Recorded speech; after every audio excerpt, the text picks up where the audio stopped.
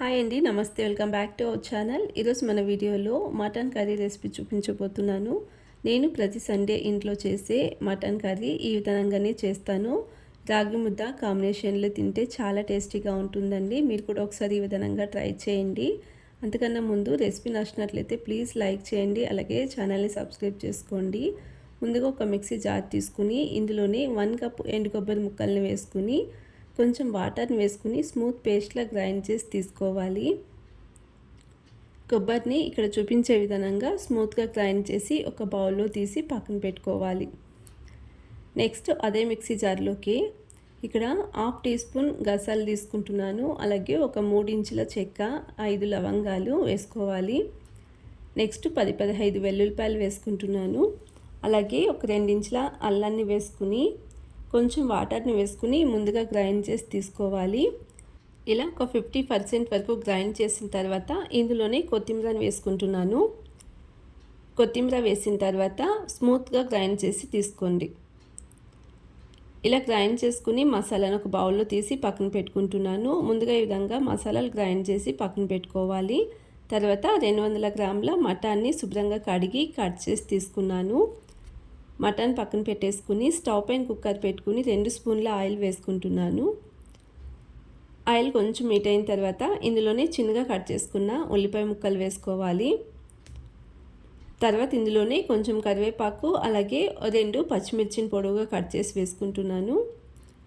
ఇవి కొద్దిగా ఫ్రై అయ్యేంత వరకు ఫ్రై చేసుకోండి. ఇలా ఉల్లిపాయ ఫ్రై అయిన తర్వాత ఇందులోనే పక్కన పెట్టుకున్న మటన్ వేసుకుంటున్నాను. మటన్ వేసిన తర్వాత ఒక 2-3 నిమిషాల పాటు ఉడికించుకోండి.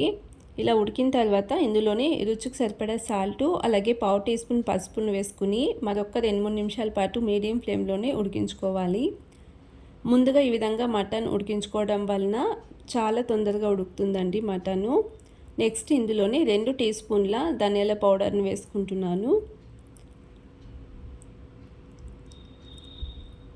అలాగే మరొక 4-5 నిమిషాల పాటు మీడియం ఫ్లేమ్లోనే ఉడికించుకోవాలి. తర్వాత ఇందులోనే 2 టీ స్పూన్ల రెడ్ చిల్లీ పౌడర్ని వేసుకుంటున్నాను.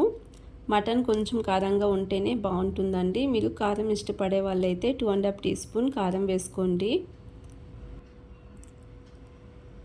తర్వాత ఒక 4-5 నిమిషాల పాటు ఈ విధంగా కారం వేసిన తర్వాత లో ఫ్లేమ్లోనే ఫ్రై చేసుకోవాలి.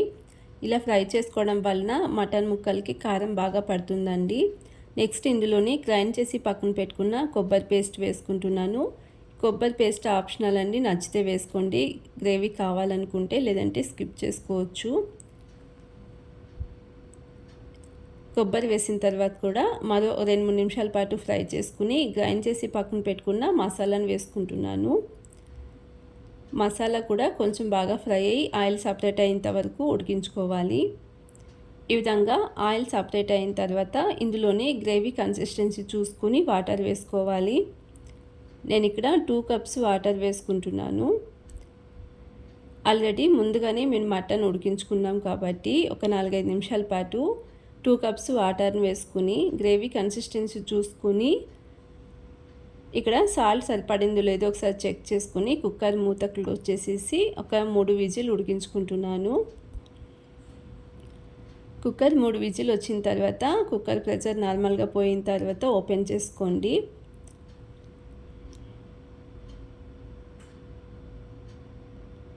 చూడండి మటన్ కర్రీ ఎంత చక్కగా వచ్చిందో. చాలా సింపుల్గా ఈ విధంగా మటన్ కర్రీ ఒకసారి ట్రై చేయండి. రాగి ముద్ద కాంబినేషన్లో తీసుకుంటే చాలా చాలా టేస్టీగా ఉంటుంది. సండే స్పెషల్గా ఒకసారి ఈ విధంగా మటన్ కర్రీ ట్రై చేసి చూడండి.